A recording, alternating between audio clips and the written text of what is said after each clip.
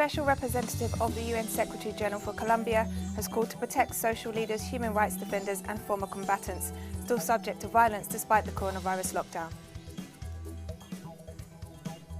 The Peruvian government has announced a new measure that allows employers to lay off workers for a period of 3 months without pay in the midst of the coronavirus pandemic. Ethiopia and the United Nations on Tuesday opened a humanitarian transport hub at Addis Ababa airport to move supplies and aid workers across Africa to fight the novel coronavirus. From the headquarters of Telesur English in Havana, Cuba, this is From the South, I'm Katrina Goss. On Tuesday, Carlos Masu, Special Representative of the UN Secretary General for Colombia, presented the quarterly report on the implementation of the peace accords to the Security Council. Masu urged all parties to continue to uphold the agreements, even in the midst of the coronavirus pandemic. He also called to adopt urgent protection measures for social leaders, human rights defenders and former combatants, reporting that the violence against them continues unabated despite the national lockdown. Since the issuance of the report, 3 more social leaders and 3 more former combatants have been killed in Colombia, for a total of 195 former combatants since the signing of the final peace agreement. The UN officials stressed that all Colombians must continue working to build peace after decades of armed conflict and sustain the achievements made so far in the peace process. I trust that this commitment will continue beyond the pandemic, so that the efforts to bring peace and development in conflict-affected communities is strengthened and reinvigorated as a result of this crisis. I am certain that, through the constructive dialogue and dedicated efforts of the parties, public institutions, leaders at all levels, and of Colombian society more broadly, we can celebrate in the end the triumph of hope over fear, unity over division, and, as Garcia Marquez said, of life over death. And the Special Representative for Colombia also highlighted the call issued by UN Secretary General for a ceasefire in the face of the coronavirus pandemic.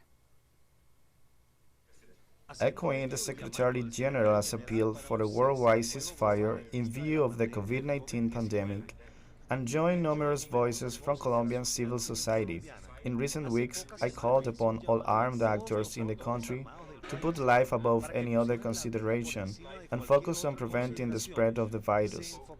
The National Liberation Army responded by declaring a 1-month unilateral ceasefire during the month of April. However, armed clashes continue between illegal armed groups in several departments, including Cauca, Choco, and Norte Santander, at a time when all efforts must be focused on fighting the pandemic. We urge all illegal armed actors in Colombia to desist from continuing to perpetrate violence upon vulnerable communities, including indigenous and Afro-Colombian communities.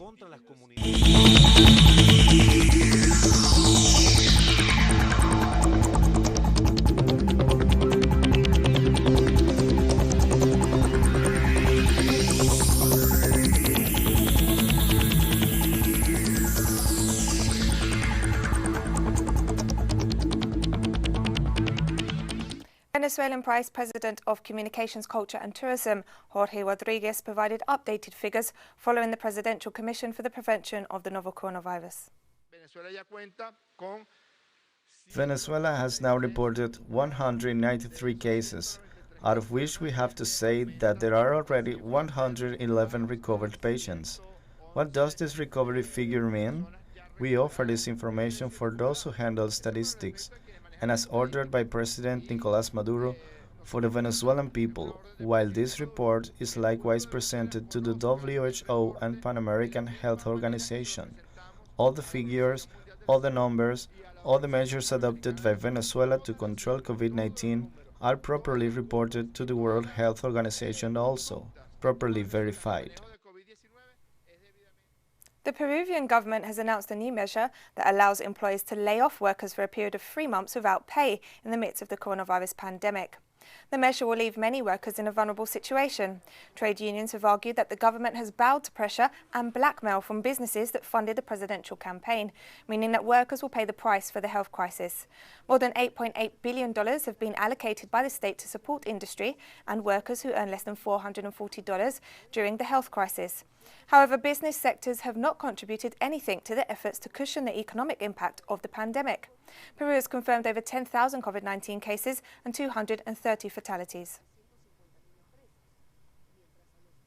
Medical personnel at the San Jose University Hospital in Bogota, Colombia, held a protest to call for the necessary medical supplies to face the COVID-19 epidemic safely. Doctors, nurses and other hospital staff gathered outside the hospital to make their demands. The protesters stressed they don't have the necessary supplies to take care of COVID-19 patients or the equipment to protect themselves from infection while undertaking their work. They reiterated that they are fully willing to continue to offer care, but fear the risks to both patients and staff. A study conducted in Brazil suggests that only 8% of COVID-19 cases are being officially reported. Brazil is the hardest hit nation in the Latin American region, with over 24,000 cases. Researchers at a consortium of Brazilian universities and institutes examined the ratio of cases and said that the much higher than expected death rate in Brazil indicates there are many more cases of the virus than are being reported. Meanwhile, the number of confirmed COVID-19 cases across the Latin American region continues to rise. In Peru, the number of confirmed cases surpasses 9,700, while the death toll is over 215. Meanwhile, Chile has reported over 7,500 COVID-19 cases, including 82 deaths, while over 2,300 patients have recovered from the virus.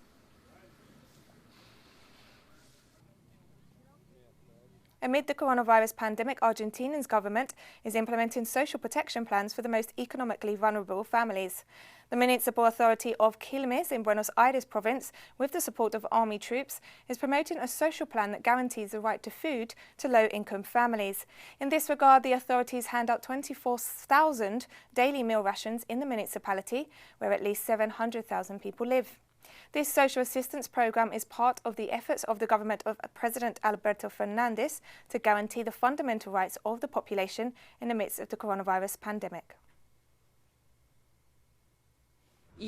Based on social development and, of course, also with the coordination of the national government and the provincial government, a map of solidarity was drawn up with more than 120 points distributed throughout the district, especially in areas where the Quilmes community needs it most.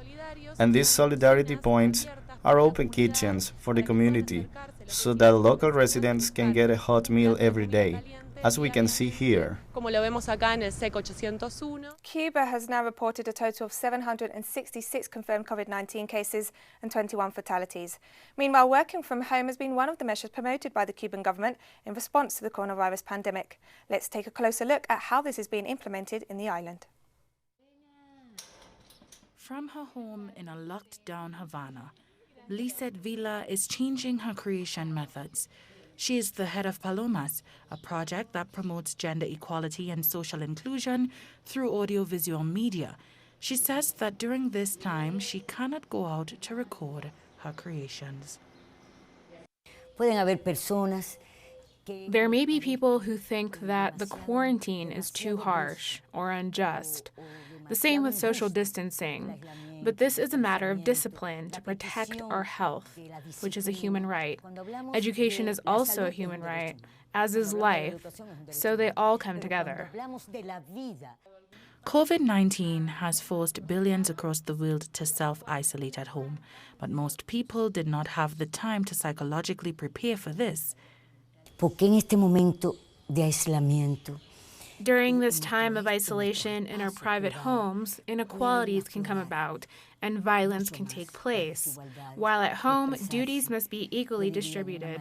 This is time for rest. There needs to be respect for others' privacy, and also it's a time to spend time together. Her home is now the headquarters of Palomas. Her team is here as well. They are all investigating behaviors caused by the pandemic. We live in a patriarchal society where men have often been taught that they need to be the providers, that we must be the economic support of our families.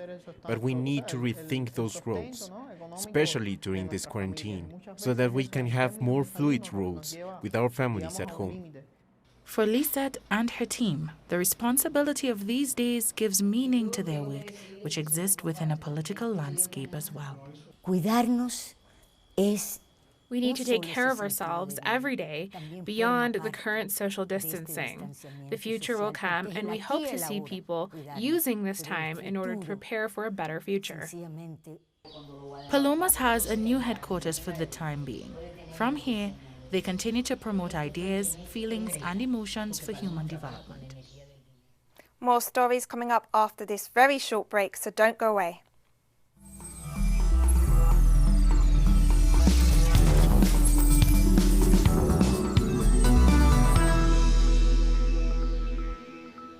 Welcome back to From the South. Further restrictions have been imposed in the Chinese capital, Beijing, due to fears of a wave of coronavirus cases arriving from other regions of the country. After having controlled the epidemic, China banned the entry of foreigners into its territory for fear of imported cases.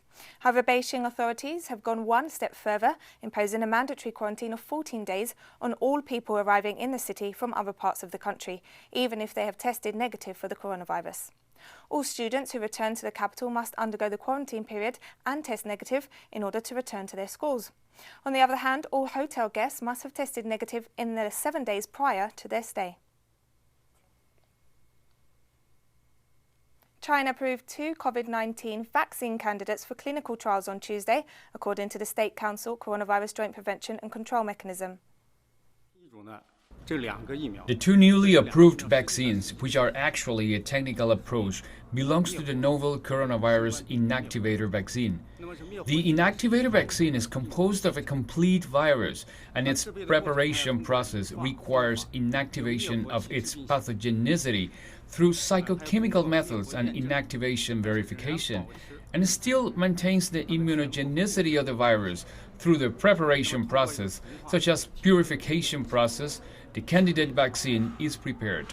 Candidate vaccines can stimulate the body's immune response to produce antibodies to achieve protection. This is the inactivator vaccine. Europe's most populated regions have been on lockdown for more than a month. However, the fight against the coronavirus pandemic continues. The epidemic curve appears to be flattening in several countries, although with each passing week, the dire consequences of the pandemic become more apparent. Spain remains the country with the most cases in Europe so far, with a total of 172,541. Spain is followed by Italy with over 162,000 cases. Italy has the second highest death toll in the world after the United States. The authorities of both countries continue to adopt measures to curb the spread of the virus. While some non-essential workers have been allowed to return to work in Spain, Italy does not expect to relax or lift the lockdown anytime soon. Charities in the United Kingdom are sounding the alarm regarding the toll the coronavirus is taking in care homes, as new figures have pointed to many more deaths than those reported so far. The official health ministry toll only includes deaths in hospitals and currently stands at over 12,000. Curve, just as the hospital curve is flattening, the care home curve is steepening, and that's something that is a big concern, because we're trying to anticipate a change in government guidelines on use of PPE, requiring more PPE, and also the increasing number of residents with with symptoms and that we suspect could have COVID-19. And at the moment, Britain is at about 12,000, and it doesn't include any care home deaths to date. So we need accurate, we need to have the true and accurate and honest, accurate figures on the death figure to see where the curve is going, and including care homes is essential to get. US President Donald Trump announced on Tuesday that he would halt funding of the World Health Organization, which he accused of severely mismanaging and covering up the spread of the coronavirus. Today I'm instructing my administration to halt funding of the World Health Organization while a review is conducted. Everybody knows what's going on there. American taxpayers provide between $400 million and $500 million per year to the WHO. In contrast, China contributes roughly $40 million a year and even less. As the organization's leading sponsor, the United States has a duty to insist on full accountability.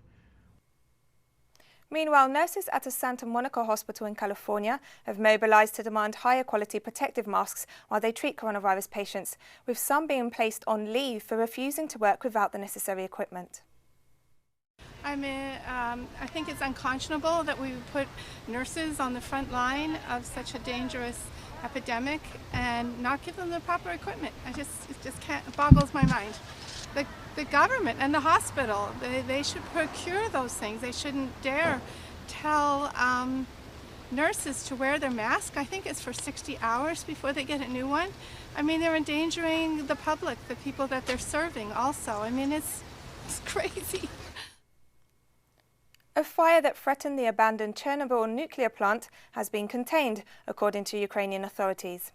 The Ukrainian emergency services reported on Tuesday that there were still some smouldering areas on the forest floor surrounding the plant, but there was no open fire left.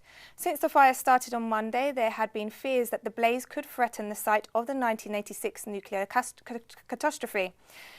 Though fires are common in the area, Greenpeace Russia said this was the worst in decades. Ukrainian President Volodymyr Zelensky said he was carefully monitoring the situation and praised emergency services for their courage. Chernobyl and the nearby town of Pripyat have been abandoned ever since the nuclear disaster, although they have attracted large numbers of tourists in recent years.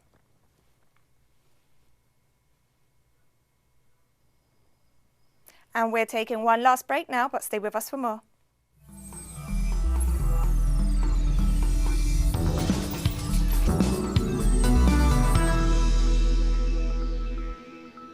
Welcome back to From the South. The Iranian government vowed on Monday to protect the population from the economic impact of the COVID-19 epidemic. Iran has now seen over 4,500 COVID-19 deaths and is the worst affected country in the Middle East. According to government spokesman Ali Rabi, the goal of the government is to protect the health and life of the population and address the economic and social consequences of the pandemic. Iranian President Hassan Rouhani announced last week the reopening of low-risk companies with the aim of keeping the economy running, which is severely impacted by US sanctions. The decision came into force on Saturday in all provinces and should be applied from April 18th in the Iranian capital. Pakistani Prime Minister Imran Khan announced this Tuesday that the current lockdown to contain the coronavirus is to continue for another 2 weeks. However, while schools and public places will remain closed, certain industries such as construction are to reopen from Wednesday. Reiterating the need for people to continue to exercise self-discipline, the Prime Minister warned that a spike in coronavirus cases would pose a challenge to the health system, which lacks testing and quarantine facilities. Khan also stressed that there would be tough punishments for anyone found to be hoarding or smuggling goods, as well as those involved in creating artificial shortages or causing price hikes. Pakistan has reported almost 6,000 COVID-19 cases and 96 fatalities. The Kenyan Parliament held a special sit-in on Tuesday to debate interventions proposed by the executive to cushion citizens against the effects of the coronavirus. The pandemic has forced Kenyan legislators to change the format of their parliamentary business in a meeting that took place for the first time after a month-long recess. The session took place earlier than scheduled due to coronavirus fears, hosted only 1/6 of the members of parliament due to restrictions amid the epidemic. Only the leader of the majority and minority, together with their whips, as well as departmental committee leaders, were allowed to enter the parliament. The MPs considered economic interventions announced by President Uhuru Kenyatta aimed at cushioning Kenyans against the effects of the coronavirus. A special sitting of both houses of parliament was cancelled last week over fears of mass infections following reports that 17 legislators had tested positive, but the Speaker dismissed the claims as fake news.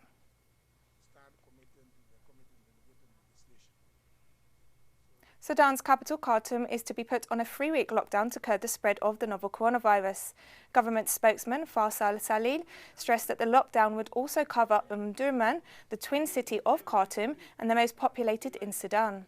Over the weekend, Sudan reported 10 new coronavirus cases, bringing the total to 29, including 4 deaths.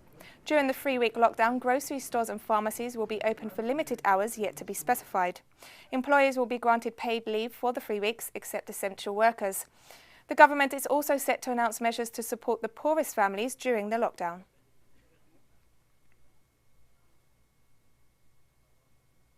Africa now has over 15,000 confirmed coronavirus cases. According to the latest data by the Johns Hopkins University and Africa Centers for Disease Control, the entire continent is seeing a rise in cases, with only Lesotho and the Comoros holding out. A number of African countries have imposed a range of prevention and containment measures against the spread of the pandemic. 835 COVID-19 deaths have been reported in 52 African nations. Meanwhile, the number of recovered patients has reached 2,946. Ethiopia and the United Nations on Tuesday opened a humanitarian transport hub at Addis Ababa airport to move supplies and aid workers across Africa to fight the novel coronavirus. The arrangement, which relies on cargo services provided by Ethiopian Airlines, could also partially offset the heavy losses that Africa's largest carrier is sustaining because of the pandemic. An initial shipment of 3,000 cubic meters of supplies, most of it personal protective equipment for health workers, will be distributed within the next week, according to Stephen Ware Omamo, Ethiopia Country Director for the UN World Food Programme. Hubs have also been established in Ghana and South Africa. The African continent is yet to be hit as hard by the coronavirus as other regions, but experts worry that weak health systems could quickly become overwhelmed by an influx of cases. And South Africa has received personal protective equipment from China in order to combat the spread of the novel coronavirus. According to authorities, the shipment includes 10,000 N95 masks, 50,000 disposable surgical masks, 2,000 protective medical gowns, 500 infrared thermometers, 2,000 medical goggles, 10,000 disposable gloves, and 10,000 protective shoe covers. According to the Tokyo Olympic Organising Committee, there is no plan B for the Games if they need to be postponed again because of the coronavirus pandemic. Masa Takaya, the spokesman for the Tokyo Olympics, said this Tuesday that organisers are proceeding under the assumption that the Olympics will start on July 23, 2021, followed by the Paralympics on August 24th. The dates were set last month by the International Olympic Committee and Japanese officials after the coronavirus pandemic made it clear that the Tokyo Games could not be held as scheduled this year. However, the severity of the pandemic and the death toll has raised questions over whether it will be feasible to hold the Games in just over 15 months. Meanwhile, the spokesman stressed that Tokyo 2020 and all concerned parties are doing their very best efforts to deliver the Games next year.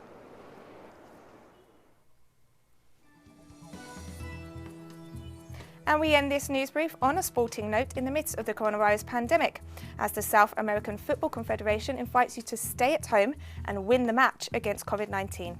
Remember to check out our website, telesurenglish.net, and to follow us on social media.